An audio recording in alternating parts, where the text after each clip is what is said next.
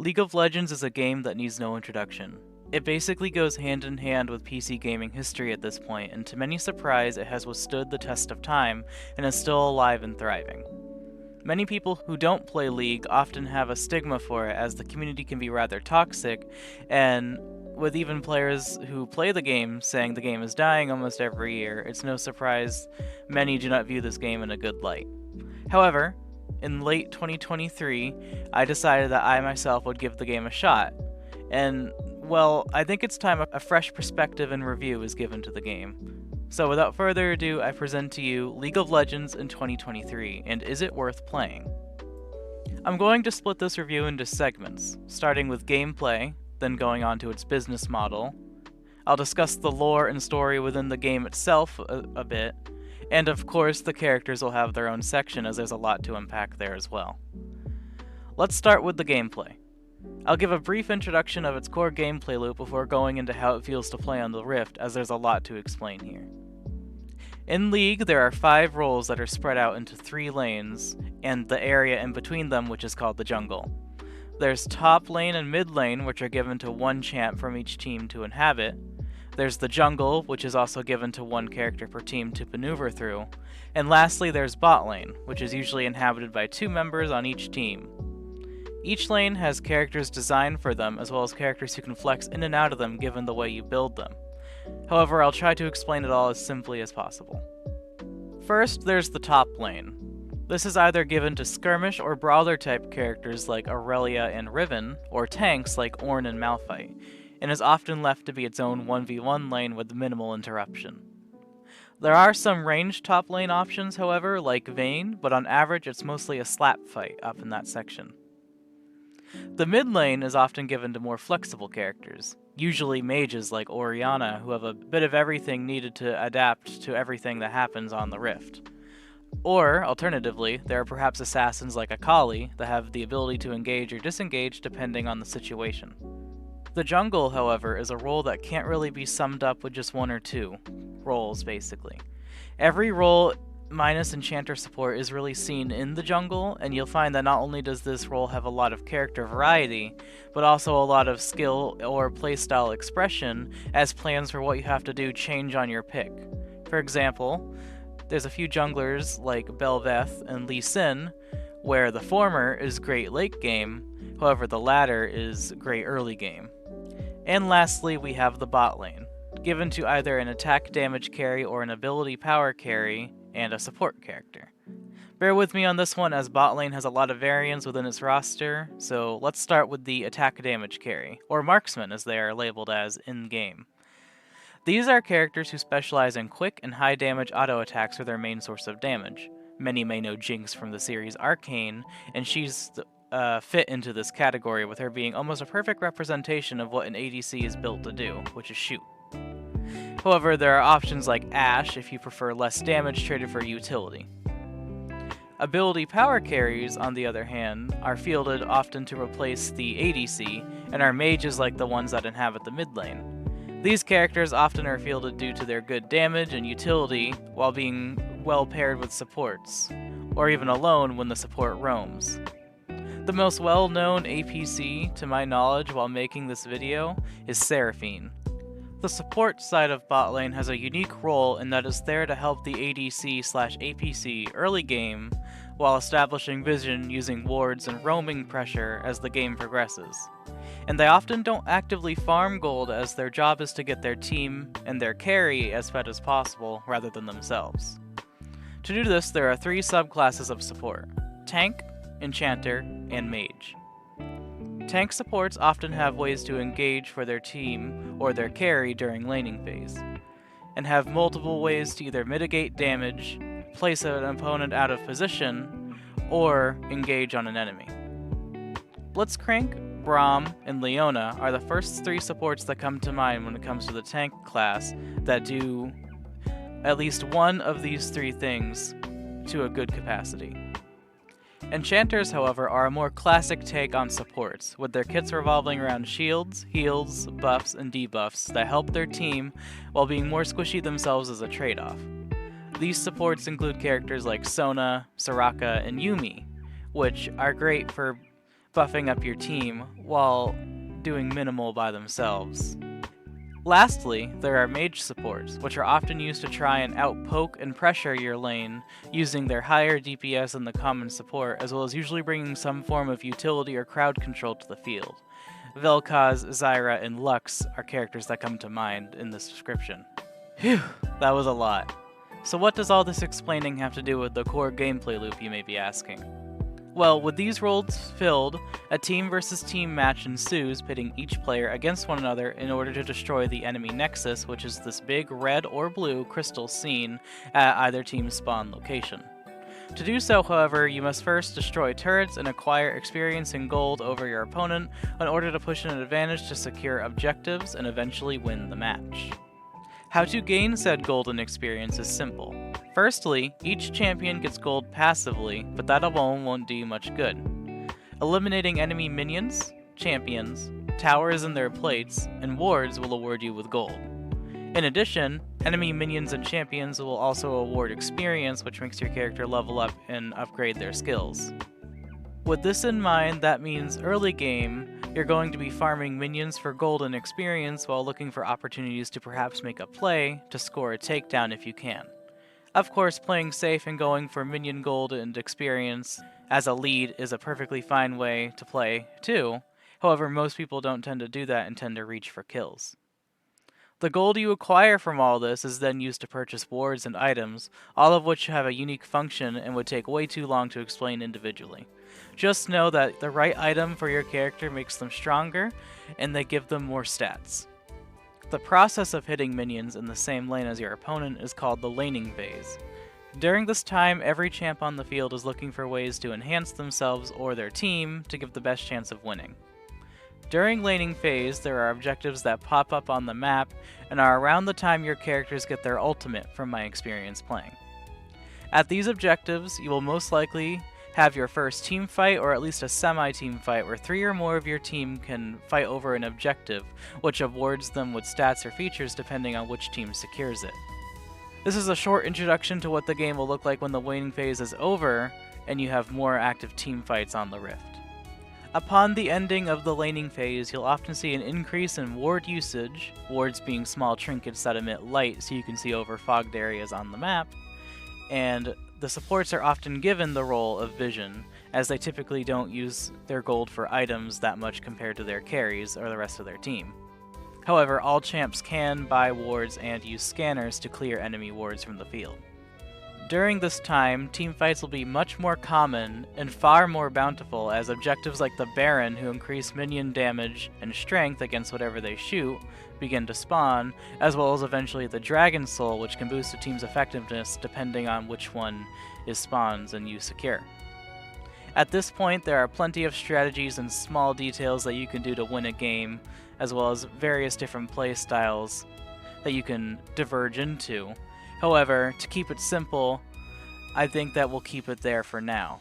This all will eventually lead to the team who occurred the most advantage over the other in the game, pushing the enemy nexus, killing it, and thus resulting in a win.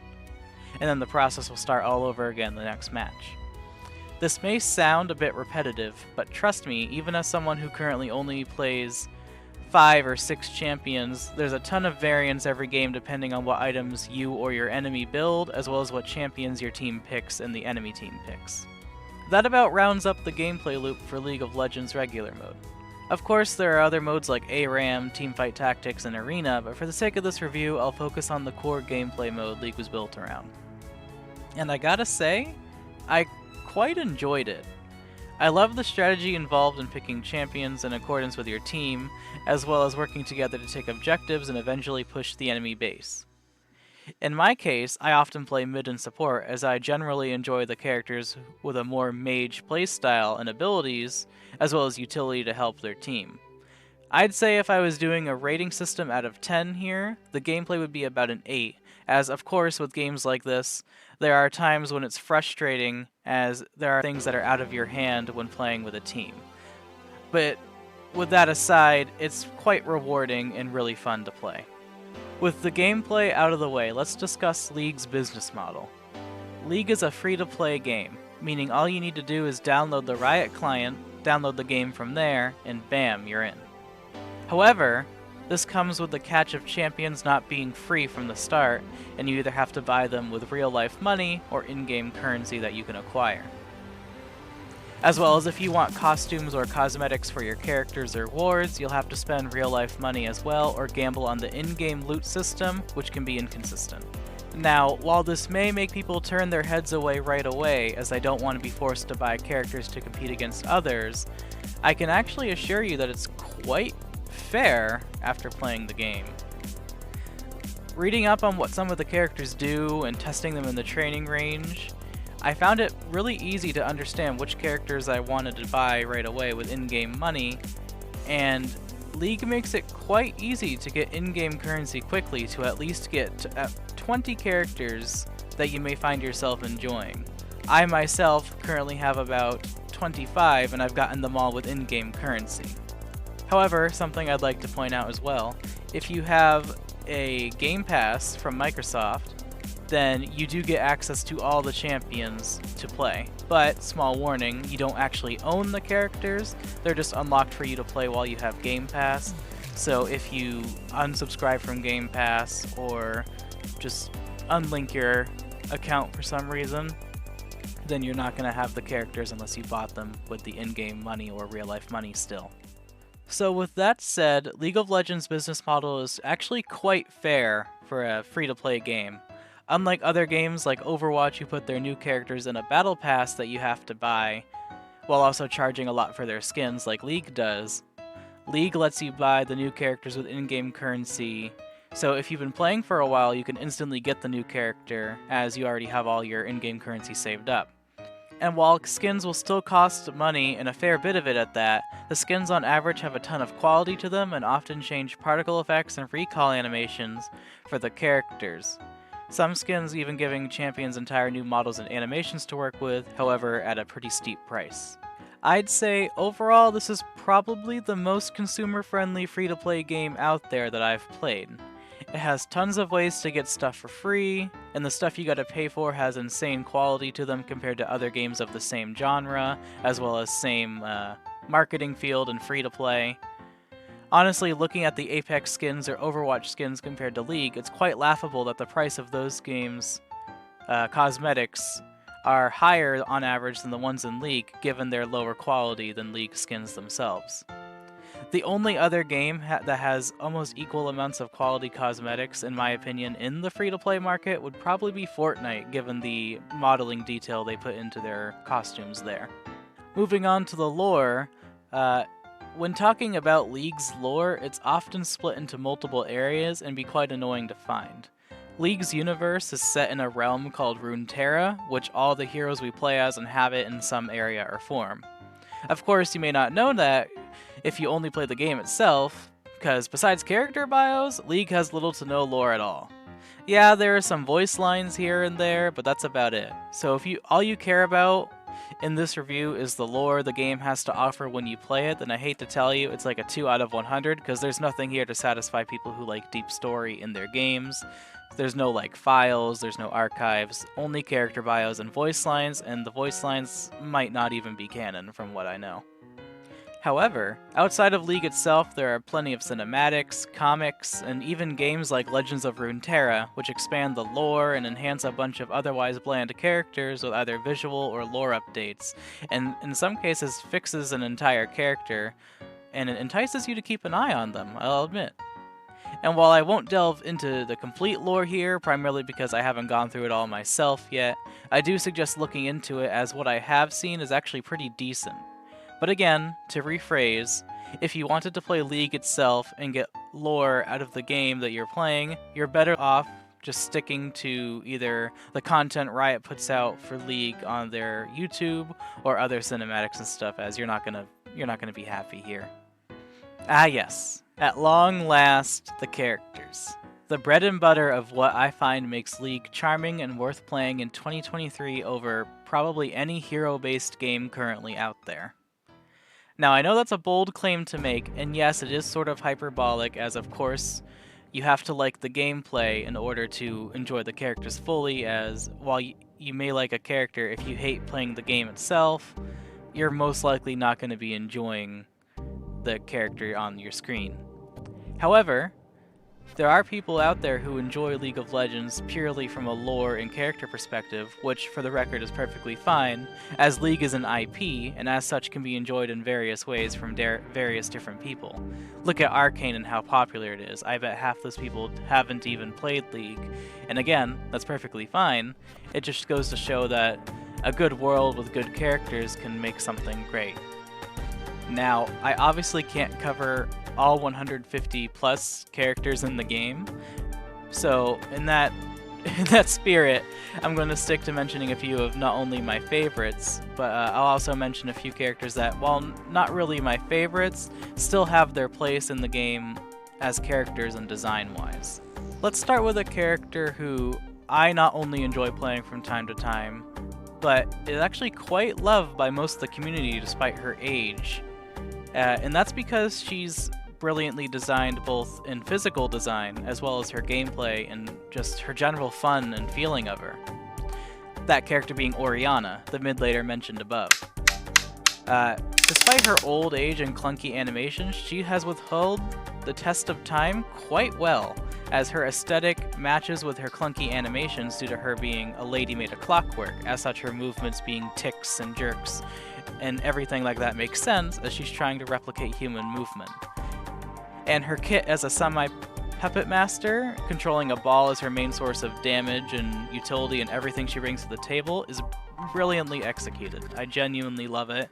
It's really well done, and I find that Oriana strikes, I think, the perfect balance between visuals, gameplay, and fun that you'd want in a character in a game like League of Legends. And while there are some characters whose designs I don't like Base Lissandra and Misfortune, those characters can often be fixed by the skins that the game sells. And the best case I can give for this is Lissandra. Lissandra's base design in-game I don't really like because the thing around her head is a bit bulky and a little gross looking, and it pushed me away from trying the character.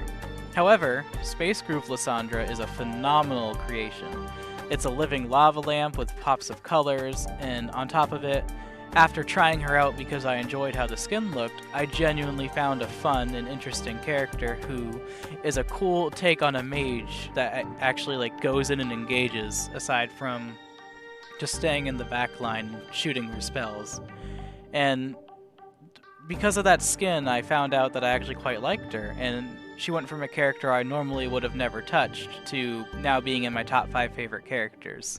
However, if I had to limit this game to one champion that, in my opinion, summarizes the peak character design this game has to offer, one character whose animations, kit, personality, sound design, whatever it be, are high above the rest in terms of quality and production value, it would, shockingly enough, probably be one of the more disliked characters in the League of Legends community, because I think everything she brings, minus her lore, is pretty good. It's Seraphine. I genuinely think that Seraphine is a phenomenally made character. In terms of production value, let me clarify that. When you're playing her on the Rift, she's oozing personality, she's oozing charm, she has quality everywhere on her regardless of the skin you use. Her base outfit admittedly is a bit odd, with her shoes kind of being out of place in my opinion compared to the rest of her design. But the hair, the hoverboard, the music that plays when she's around her allies, the spotlight that's casted over her allies when in her range, like they're part of her concert and performance, her animations while she moves around, or even in her idols and waving at her crowd, and all of her sounds, it's just all amazing, and it captures such a unique thing, not only in League, but in other games too. I can't think of a single time that there was a character who was music-based that actually performed and sung and played their own music that sounded like proper music in a game since Lucio from Overwatch. And Lucio doesn't even do it that good. He's just a bunch of bonk, whereas Seraphine is an instrumental take on her own song. That's such a cool thing. And while, yes, her lore is bad, and I agree, her lore is god-awful after reviewing it compared to other characters. But League of Legends is not about its lore. League itself is about characters, how they play, how they feel, their voice lines, what you're looking at while they're on screen.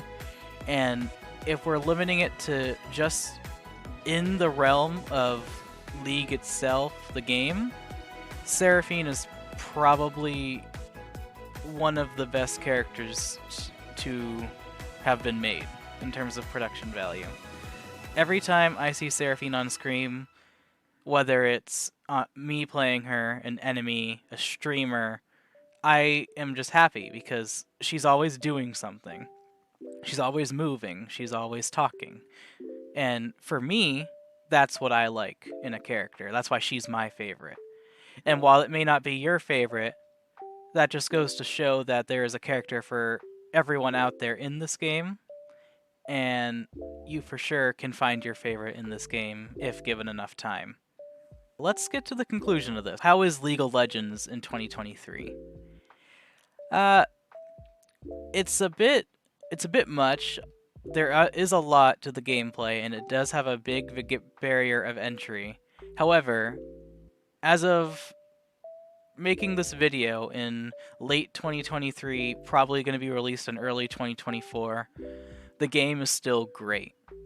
As a new player, I still don't quite understand everything yet, and yet I still feel compelled to learn more. I still want to try new characters, I'm still actively making adjustments to my items, I'm still learning how to play. Like, it wasn't until, I want to say, my 20th game that I figured out how to properly use wards. And that may be embarrassing to admit, but like, there's a lot to learn, and it's just comes with time.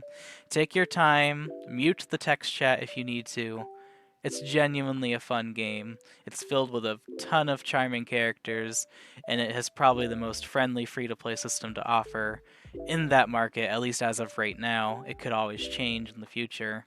So with that, thank you for watching, and I hope that this, if you were planning on trying League or wanted to but was scared, I hope that this pushes you to do so.